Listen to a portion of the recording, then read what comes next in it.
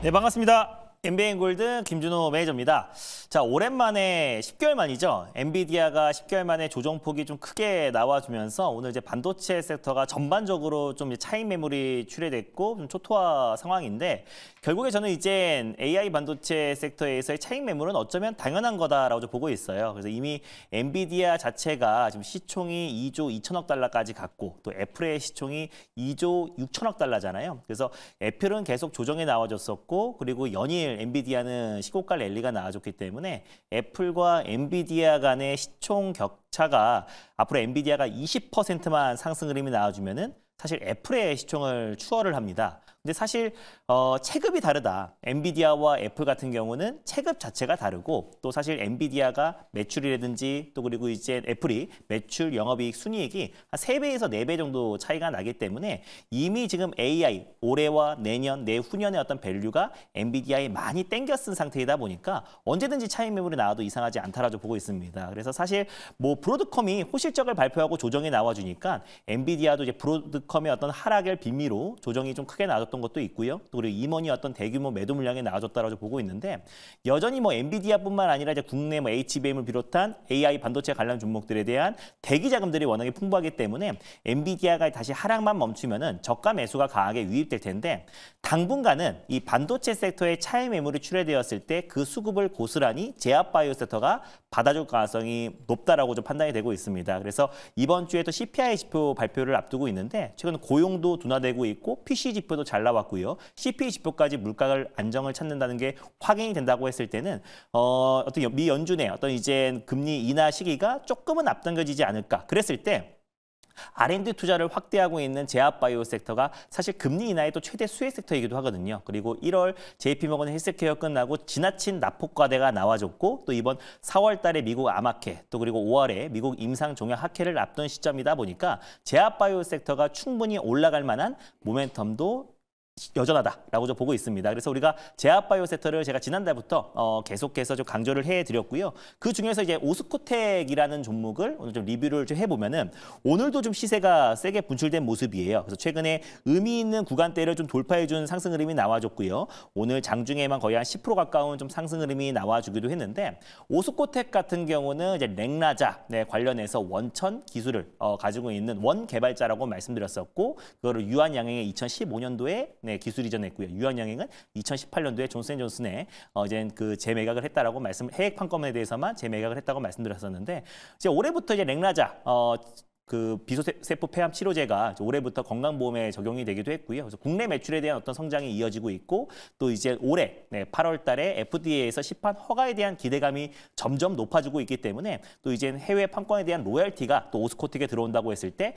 2025년 뭐 빠르면 올해 4분기부터 흑자 전환에 대한 기대감이 높기 때문에 오스코텍은 충분히 상승 여력이 남아있다라고 말씀드렸고요. 그래서 오늘 추가적인 상승 흐름 나와줬는데 지난번에 또 랭라자, 또 임상 3상 과정에서 너무 시장의 기대치가 잘 나왔는데 너무 시장의 기대치가 좀 컸었기 때문에 조정 흐름이 나와줬던 그 부분대 그래서 3만 1,000원까지는 충분히 시세가 분출될 가능성이 높고 최소한 3만 원까지는 추가 상승 여력이 남아있다라고 좀 판단이 되고 있습니다. 그래서 오스코텍 같은 경우는 2차 목표가 29,000원이니까 차분하게 2차 목표가까지 흐름을 좀 지켜보도록 하겠고요. 오늘은 오스코텍의 또 후속주 한 종목을 탑픽 종목을 좀 가져와 봤습니다. 그래서 먼저 매수가부터 먼저 말씀드리고 종목명을 말씀드려보도록 할게요. 그래서 오늘도 제약바이오 종목 한 종목을 가져왔고요. 그래서 현재가부터 먼저 말씀드려보도록 하겠습니다.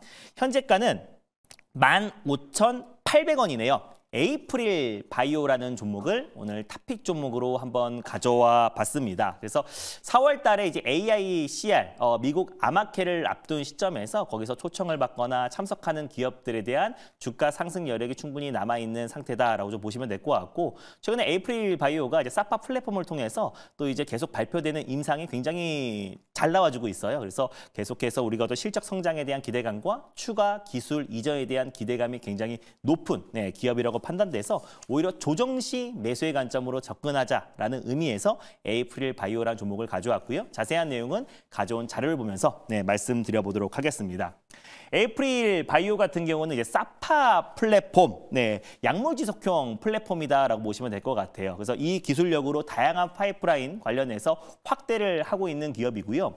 또 특히나 이제 사파 플랫폼을 통해서 ADC, 항체 약물 적합체뿐만 아니라 비만 치료제 같은 경우도 병용요법으로 치료를 할 수가 있어요. 그래서 올해 시장의 가장 핵심 키워드가 또 이제 ADC, 항체 약물 적합체라고 말씀드렸었고, 그거는 이제 유도 미사일처럼 정확하게 이제 암 세포만 타격을 하는 거기 때문에 최근에 면역 항암제 시장에서 가장 진보된 기술이라고 할 수 있는 게 ADC고, 관련해서 레고캠 바이오가 독보적인 기술을 가지고 있다라고 말씀드렸습니다. 삼성바이오로직스도 레고캠 바이오와 손잡고 또 이제 신성장 동력으로 또 이제 ADC 관련해서 사업을 확대해 나간다고 이재용 삼성전자 회장도 직접 발표를 했는데, 결국 이제 에이프릴 바이오의 이제 사파 플랫폼이 ADC와 다시 병용 투여를 할 수 있고 또 비만 치료제까지도 병용 투여를 할 수 있다라고 보시면 될 것 같습니다. 그래서 주요 파이프라인 현황을 보면요. APB, A1, 자가면역 질환 치료제가 임상 1상이 현재 지금 진행 중이고요. 그리고 2021년도에 덴마크의 이제 룬드백이라는 뇌질환 치료제 기업에게 지금 4.48억 달러, 우리 돈으로 5,400억 정도의 기술 이전에 성공했어요. 그 중에서 반환 의무가 없는 계약금만 234억 정도가 되고, 또 추가적으로 이제 기술 이전 기대감이 굉장히 높은 게 ARP, R3다라고 보시면 될 것 같습니다. APB, R3다라고 보시면 될 것 같아요. 이건 자가연증 질환 치료제인데, 이건 이번 임상 1상을 진행하는 과정에서 지난주에 또 이제 임상 1상이 좀 성공적으로 마무리됐다라는 보도가 나왔잖아요. 그래서 크게 한번 시세가 분출됐다가 차익 매물이 출회되고 있는데, 3월 이제 호주에서 임상 1상 환자 첫 투약했고, 그리고 임상 1상에 대해서 결과가 굉장히 좋았기 때문에 APB, R3, 자가면역 질환, 염증 질환 치료제 같은 경우도 추가 기술 이전에 대한 기대감이 점점 높아지고 있다라고 보시면 될 것 같습니다. 그래서 특히 이번에 임상 결과까지 잘 나와서 사파 플랫폼에 대한 어떤 가치가 더욱더 부각되고 있고요. 그러다 보니까 증권사들이 일제히 지금 목표 주가를 좀 올리고 있는 상황이에요. 현재 가격이 지금 15,840원밖에 안 되는데요. 다음 자료 한번 보여드릴게요.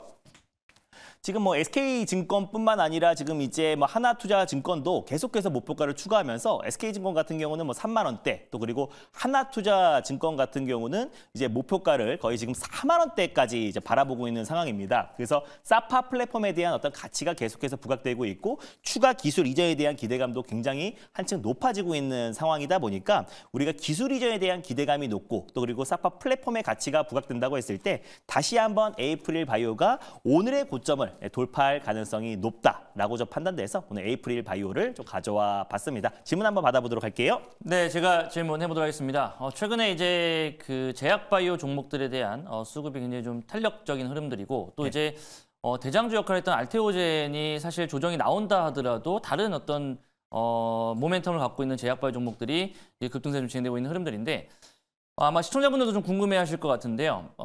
이제 4월 달에 있어요. 4월 5일부터 이제 그 관련된 학회가 이제 열리잖아요. 네. 그럼 사실 우리가 예전에도 이런 암학회나 어떤 이런 컨퍼런스가 있었을 때 그 직전 한 1, 2주 정도 안에 이제 재료들이 소멸되면서 좀 약간 변동성이 나오면서 주가가 좀 조정이 나왔던 부분들이 있었는데, 지금 제약바이오를 들고 계신 분들 혹은 제약바이오를 지금 이제 진입을 하시는 분들한테는 이 기점을 해서 우리가 사실 더 좋은 어떠한 모멘텀을 갖고 더 봐야 되는 부분들인지, 아니면은 세로는 우리가 봐야 되는 부분들인지 그게 좀 궁금합니다. 네, 일단 뭐 1월 달에 이제 JP모건 헬스케어 앞두고 12월 말이나 1월 초에 대부분의 이제 JP모건 헬스케어 기대감으로 올라갔던 기업들이 다 조정 흐름이 나와줬는데, 이번은 이제 충분한 조정이 나와줬다라고 보고 있고요. 또 그리고 금리 인하 시기가 명확하게 나왔을 때 제약바이오 섹터의 어떤 이제 훈풍이 계속 이어지지 않을까 좀 보고 있습니다. 그리고 엔비디아가 신고가 랠리가 좀 멈추고 약간의 차익 매물이 출회되고 있는데, 그 수급이 저는 고스란히 제약바이오 섹터가 받아줄 가능성이 높다라고 보고 있고, 알테오젠이 쏘아올린 공이 지금 레오캠 바이오가 받아주고 있고요. 뭐 한올바이오 파마, 뭐 ABA 바이오 같은 대표적인 어떤 이제 플랫폼 기술을 가지고 있고, 기술 이전에 대한 기대감이 높은 기업들이 돌아가면서 지금 순환매가 나와주고 있는 상황이다 보니까, 일단 뭐 4월에 이제 미국 암학회에 어느 정도 차익 매물이 나올 수 있겠지만, 바로 이어지는 5월 임상 종양학회도 앞두고 있기 때문에 이제 면역 항암제와 또 이제 기술 이전, 또 그리고 ADC, 뭐 치매 치료제, AI 개발, 플랫폼 기술을 가지고 있는 기업들은 계속해서 그 가치가 부각되지 않을까 보고 있습니다. 지금 최근에 제약바이오 섹터가 움직인다고 하더라도 일부 뭐 중소형 또 스몰캡 제약바이오 종목들이 움직이는 게 아니고요. 그 안에서 독보적인 기술력을 가지고 있는 기업들만 선별적으로 좀 상승 흐름이 나와주고 있기 때문에 에이프릴 바이오도 결국 이제 알테오젠과 레오켐 바이오를 이을 또 기술 이전 기대주가 될 수 있는 기업이다라고 판단돼서 오늘 오히려 윗꼬리를 달고 조정이 나왔을 때 조정 시 매수의 관점을 한번 가져와 봤습니다. 1차 이제 목표가는요. 네, 17,400원을 1차 목표가로 말씀드려보도록 하겠고요. 2차 목표가는 18,900원 그리고 손절가는 12,700원을 말씀드려보도록 하겠습니다.